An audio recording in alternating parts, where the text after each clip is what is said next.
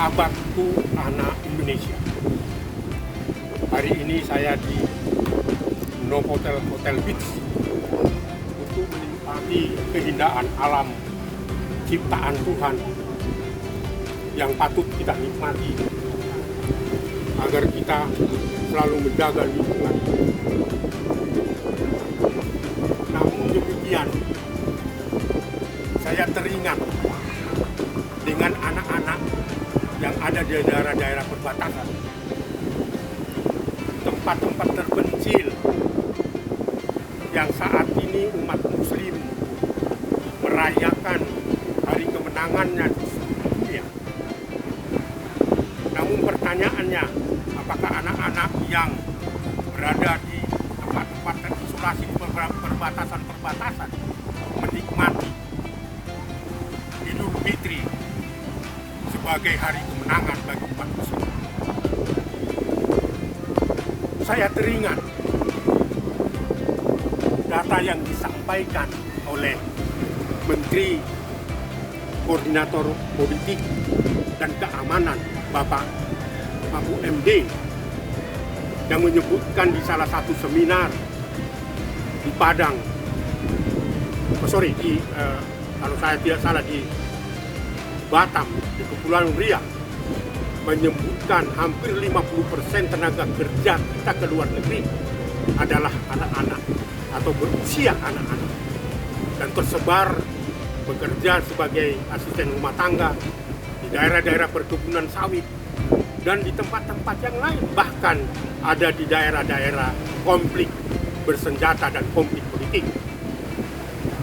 Saya masih juga teringat sahabat-sahabatku anak Indonesia, di mana banyak anak-anak saat ini mengalami penderitaan yang begitu serius. Perbudakan seks di mana-mana, anak-anak tinggal di rumah-rumah bordil di jalanan yang belum mendapatkan perhatian dari kita semua. Keindahan Bali, keindahan Pulau Dewata ini hendaknya menjadikan refleksi, mengingatkan kembali kita betapa banyak anak-anak cukup menderita. Ada banyak juga kasus-kasus yang saat ini membutuhkan pertolongan kita semua. Anak berkonflik dengan hukum, melakukan tindakan kejahatan yang luar biasa yang tidak bisa diterima oleh akal sehat manusia. Data Kementerian Hukum dan HAM menunjukkan ratusan bahkan ribuan anak-anak ini saat ini sedang menghadapi situasi hukum, konflik hukum yang patut mendapatkan perhatian dari kita. Banyak kenakalan-kenakalan remaja yang sudah masuk dalam bentuk kejahatan yang luar biasa, yang membutuhkan pertolongan kita semua. Ada banyak juga anak-anak yang saat ini berada di jalanan, hidup di jalanan. Ada banyak juga anak-anak terpisah dari keluarga karena konflik keluarga dan orang tua. Bahkan ribuan anak-anak terpisah dari dari dua orang tuanya. Ini adalah fakta. Sedih rasanya ketika kita tidak berbuat banyak, ketika kita tidak bisa menolong derita anak-anak. Pertanyaannya, ada apa yang terjadi di negeri ini? Apakah kita sudah berbuat yang baik dari situasi yang saya sebutkan tadi? Karena banyak juga kasus-kasus perdagangan manusia saat ini yang dimanfaatkan atau dieksploitasi untuk kepentingan ekonomi dari orang-orang dewasa yang tidak bertanggung jawab. Sedih rasanya sahabat-sahabatku anak Indonesia. Belum lagi peristiwa-peristiwa yang mengancam kehidupan anak-anak kita. Anak menjadi korban dari narkoba. Ada puluhan juta anak korban dari eksploitasi pornografi, dijual dan diperdagangkan untuk kepentingan ekonomi keluarga atau orang tua. Tidak adil rasanya, sahabatku anak Indonesia. Ada apa sebenarnya di negeri ini? Mengapa kita tidak mampu memberikan keselamatan kepada anak-anak kita? Tentunya saya berharap semua pihak bisa bertanggung jawab terhadap persoalan ini. Tadi saya banyak cerita tentang situasi dan fakta yang dialami oleh anak Indonesia.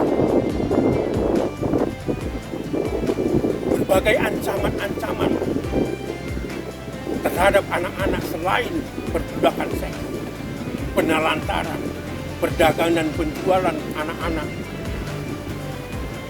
tingkat kejahatan terhadap anak yang sudah masuk dalam kategori yang luar biasa, yang tidak bisa diterima oleh akal sehat manusia. Ada apa, sahabatku anak Indonesia? Mengapa situasi ini tidak henti-hentinya? Saya masih teringat juga dengan suatu perkara di mana dua di antara itu adalah anak-anak melakukan pembunuhan dengan cara mutilasi untuk diperdagangkan organ tubuhnya melalui penawaran media sosial. Ini peristiwa yang tidak patut terjadi, tapi ternyata terjadi. Bentuk-bentuk kekerasan. Sebagai contoh di Sukabumi, 3 orang anak berusia 14 tahun membacok temannya sendiri dengan cara live, disiarkan secara langsung. Perilaku apa ini? Dan itu terjadi. Tentu kita tidak akan serta-merta menyalahkan anak itu, tapi ada situasional yang membuat anak itu berlaku jahat. Kenakalan-kenakalan remaja saat ini sudah didominasi oleh kejahatan yang dilakukan oleh anak-anak yang terjebak dengan narkoba. Anak-anak menjadi distribusi, bukan saja pemakai, jadi korban narkoba. Kampung-kampung narkoba di beberapa tempat itu dibiarkan saja. Anak-anak korban prostitusi, anak-anak korban seksual komersial juga terjadi di berbagai apartemen di berbagai daerah di Indonesia.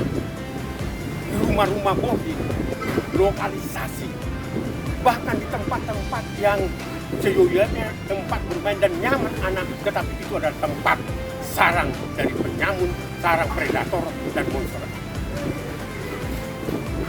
Oleh sebab itulah Komnas Perlindungan Anak tidak akan henti-hentinya sampai kapanpun untuk memberikan keselamatan, perlindungan, dan pembelaan terhadap anak. Apapun risikonya, kita harus tanggung karena anak adalah titipan dan anugerah dan amanah Tuhan yang dititipkan di masing-masing keluarga. Sekali lagi, apapun yang terjadi, kondisi ini membuat kesedihan kita, membangkitkan Komisi Nasional Perlindungan Anak di segala kota, provinsi, kabupaten di seluruh Nusantara agar bahu-membahu jalan bersama menyelamatkan anak-anak kita dari segala bentuk apa yang disebutkan eksploitasi, penelantaran, dan perlakuan salah. Ada apa? Situasi anak Indonesia dan sedang apa? Kita semua melihat kondisi real dari kondisi ini. Sekalipun saya hari ini menikmati keindahan Novotel Beach sebagai ciptaan Tuhan, tetapi saya tidak lupa untuk memberikan perhatian bagi anak, karena akhirnya anak-anak inilah mengisi Nusantara ini, mengisi bangsa ini, keluarga kita. Oleh karena itu, mari bahu-membahu menyelamatkan anak Indonesia. Sahabatku anak Indonesia, berbagai peristiwa kejahatan, pelanggaran terhadap anak yang saya sebutkan hendaknya jadi komitmen bersama, common issue,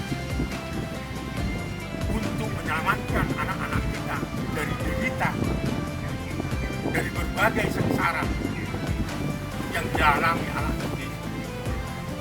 Apakah anak di daerah terpencil, di daerah-daerah prostitusi, di jalanan, di tengah laut, di perkebunan, di jalanan, bahkan anak-anak yang berada di daerah-daerah perbatasan dari negeri ini patut mendapatkan perlindungan daripada kita semua. Untuk Bapak Jokowi akan berakhir di tahun 2020. Saya menaruh hormat kepada Bapak sebagai Presiden yang memberikan terhadap namun political will, namun penyelenggara negara di masing-masing kabupaten kota belum seksama, belum mempunyai rasa hikmat untuk menyelamatkan anak-anak. Norma-norma yang ada dalam lingkungan sosial keagamaan kita belum menjadi tumpuan dari anak-anak menyelamatkan anak Indonesia dari segala bentuk kejahatan. Untuk para penyelenggara negara mulai dari kabupaten, kota, provinsi, dan para pembantu presiden, saya mengingatkan bahwa ini adalah komitmen kita bersama. Belum banyak dibuat, belum kita banyak berbuat untuk memberikan yang terbaik bagi anak. Komnas Perlindungan Anak selalu ada untuk anak Indonesia, agar anak Indonesia terselamatkan dari segala bentuk kejahatan.